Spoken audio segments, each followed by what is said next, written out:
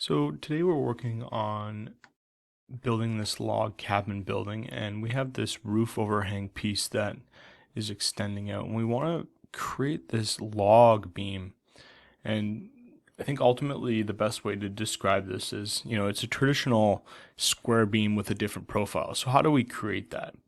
I like to start off with this timber beam. So I'm just going to go to edit type here for the timber.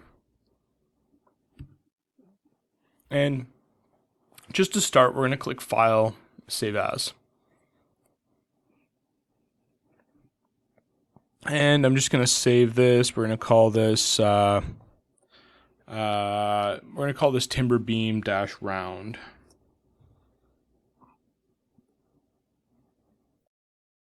Okay, so now that we have this size, we want to start to edit the profile.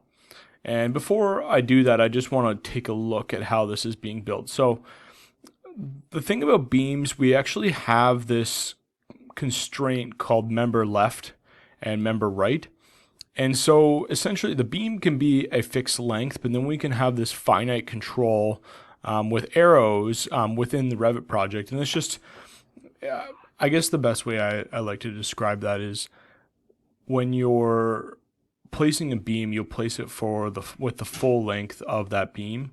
And then if you want to make like a micro adjustment, you can. And so essentially you'd order your beam at your full length, but then, you'd cut it on site to that certain dimension. So that's what this other reference plane. So we want to keep our beam to those other reference planes. So what I like to do is we can start off with editing the sweep, and we can just check out and see if that's the right place to do it. So let's go to editor sweep.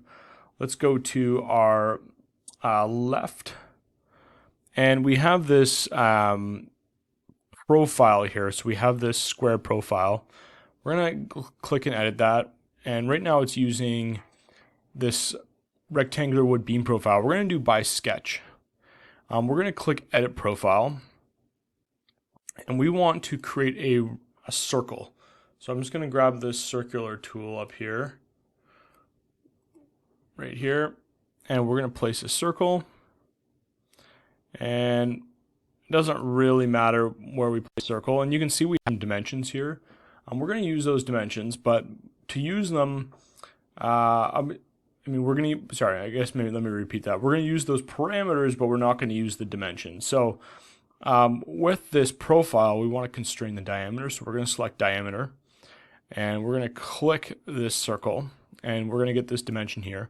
And now we're going to assign our depth parameter to that circle. And it's going to automatically constrain that based on our depth.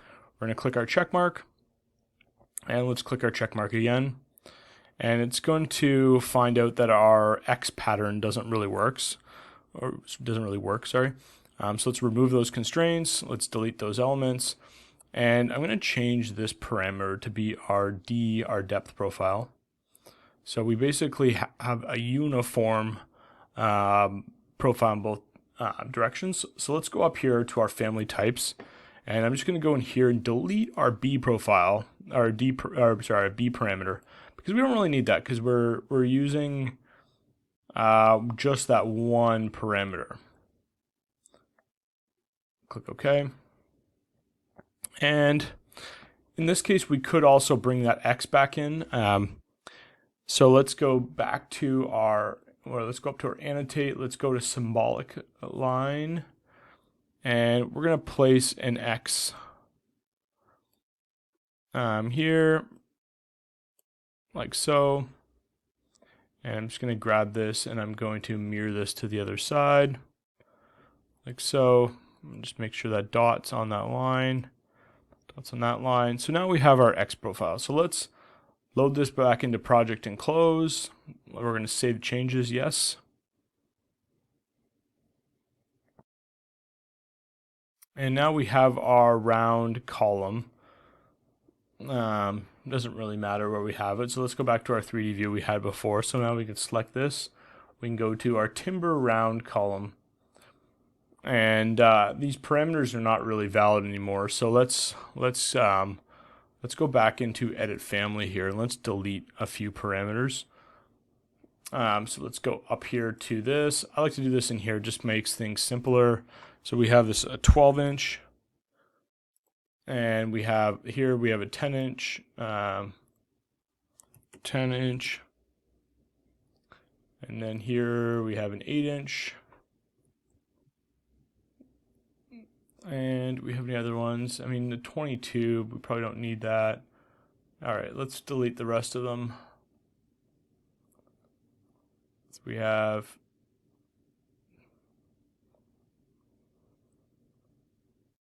we have 8 inch, 10 inch, and 12 inch. And so let's just click OK now. Let's load this back into project. Let's save changes.